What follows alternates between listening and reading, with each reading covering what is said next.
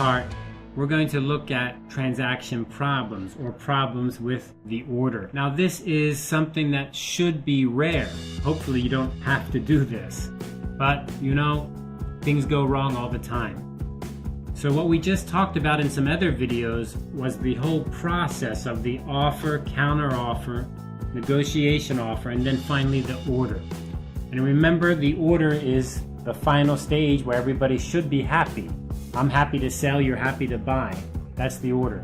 But if you're the seller, if you're the exporter, things can go wrong. Maybe the product is not finished on time. Maybe there's something wrong with the material.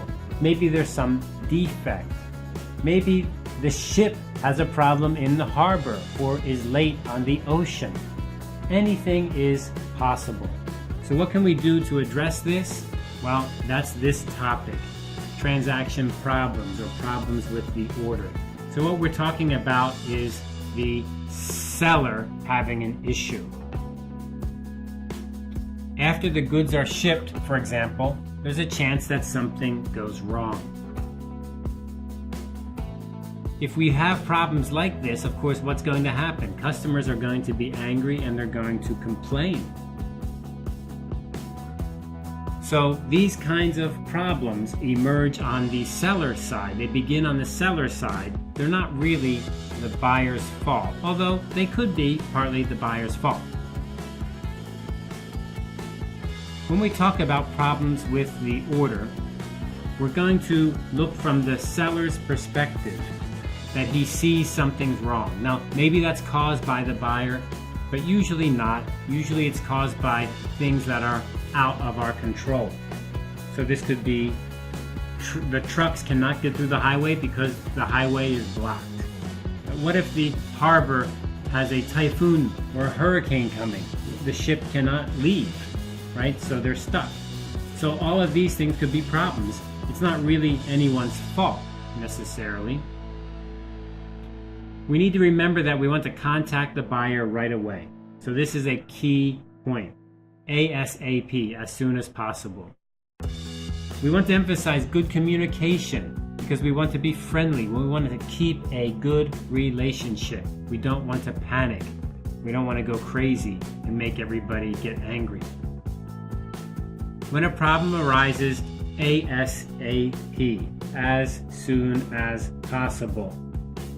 As soon as possible, right? You want to contact the buyer. Now, how can you do that? Well, you can use a fax. What's good about using a fax? You may think, oh, a fax is outdated, email is much better. Well, is that always true? The good thing about a fax is on the other side it prints out. So if it's daytime here and it's nighttime there, the fax will print out and they will be able to see it when they wake up. You say, well, an email is even better. Yeah, but what happens if the email goes into the trash? Or what happens if they don't open their email right away? Or what happens if they have thousands of emails they have to deal with, like junk mail, and they just overlook your email? That's a big problem. So fax is possible. An email, of course, is possible. Some kind of other communication like a telephone call might actually be helpful. Although that could be hard depending on the language barrier. You could also use a social media communication like Skype or a chat client like Skype or Facebook, but you know, again, a little bit iffy. So you just want to make sure you contact them right away. I think the best way is a fax or an email if you're sure they open it, or a phone call, actually. You want to confirm that there's a receipt of the communication. So let's say that I send a fax. Even if I send a fax, I still need to call on the phone and say, did you get my fax? Hello, did you get that? Or even if I email, I think you still need to call and say, hey, hello, did you get the email? It's very important you got this email. You know, the worst thing that could happen, the very worst thing is you try to tell the customer something's wrong, but they don't get the information, they don't know. And then 2 weeks later, they're very, very angry because they don't have their goods. The format of this communication is flexible. Usually we are going to follow the 3-paragraph structure. Just like all of the other letters in the trade process, 3 paragraphs tends to work pretty good.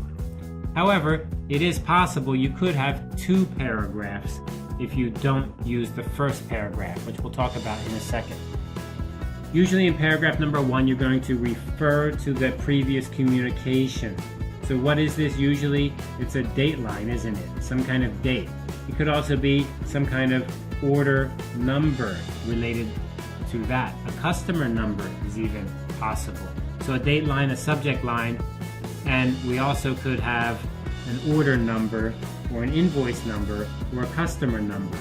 So in this case, if you have this kind of information, then maybe you only need 2 paragraphs inside of your letter because you're just going to quickly say, order number 112, what's the problem?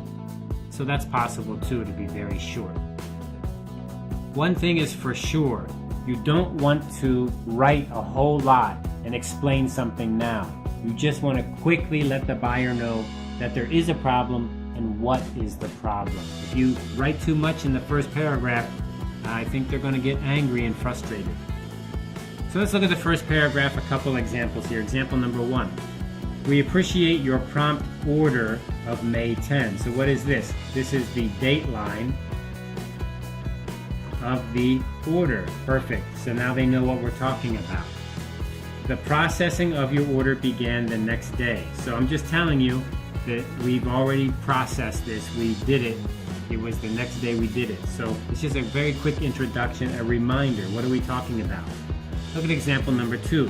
Thank you for your letter of credit CH3387/17 in our favor through the Taiwan Bank. Your professionalism has helped to make this transaction efficient. So this is very clear. This is the purchase number. This is the letter of credit actually, but it's paying money for the purchase. And I just need to check this number to be sure what case we're talking about. So the first paragraph is very short and clear. The second paragraph is where we're going to explain what happened, what went wrong. And here we need to quickly get to the point. Again, like I say so often, don't try to write too much. Get to the point. This is about business. It's not about emotions or feelings or trying to make friends. It's about business. If the shipment is delayed, for example, then this should be the first thing you talk about, the very first sentence. Then you can explain a little bit of the detail. Not too much, but you do need to explain what happened. Maybe you need to also explain the solution to the problem. Now, why would you do that? Well, I think this is kind of a good idea. If I tell you there's a problem, then I should also tell you how I'm going to solve the problem. After all, I'm the seller, you're the buyer, you're waiting for the product, you already paid for the product. I should explain what's going to happen in the future with this problem. Usually we want to predict something in the future, like when can you get your product? When will you receive your product or service? Where and how to take receipt. Do we need to change something? Do I need to go to someplace else? Is my product located at a different port or a different harbor? The details of the solution are not really the key point. They're not really important. In other words, I don't need to explain everything. Like, I don't need to explain, oh, I fired my assistant and I hired a new person, and the new person is very good and he is going to solve this problem. No, that's too much information. We don't need that. If there was a problem with your employees, just say, we are trying to solve that problem, or we will solve that problem. That's even better. But you don't need to tell the details of what you did. Keep those details out of this letter. Let's look at an example. In this example, we have a shipping delay. That is, we're going to send the product, but it's going to be late. Why is it going to be late? Because there's a union strike. That's the case that some workers may be at the docks. They are refusing to work because maybe they want to get higher pay or they want to get something. That's not something we can control. That's not our business. That is the business of another company, but we're stuck.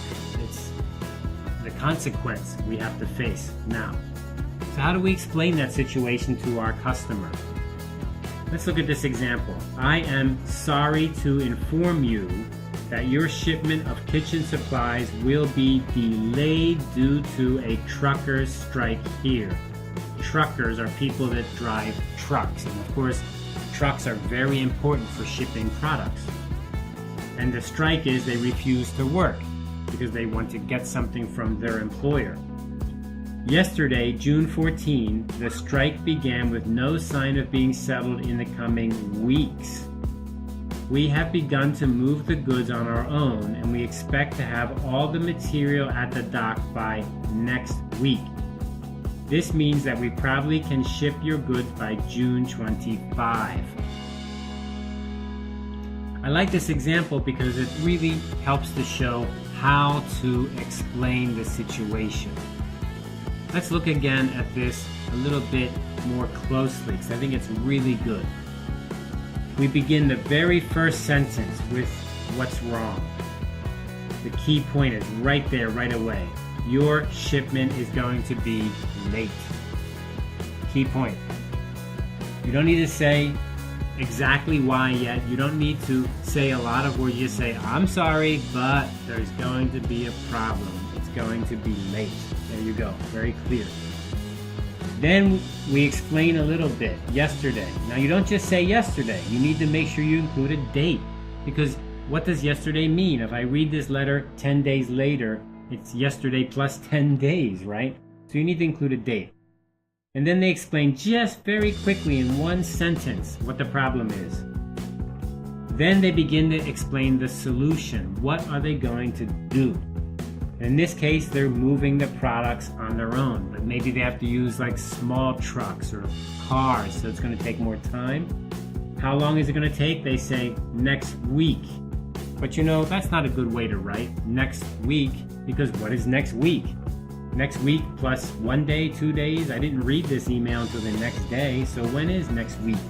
So they also include a date, June 25. So we're going to begin moving the product. We think we'll have it moved by next week, but the key point is you will get your products by June 25. Or actually what they're saying here is it'll ship on June 25. So you won't get your products until June 25 plus how long it takes for the ship to travel there. Okay, so I like that. It's very nice, very clear, very short. It gets right to the point. It doesn't explain too much, and it doesn't waste the reader's time by saying, I'm very, very, very sorry. No, you don't want to do that. Just right to the point.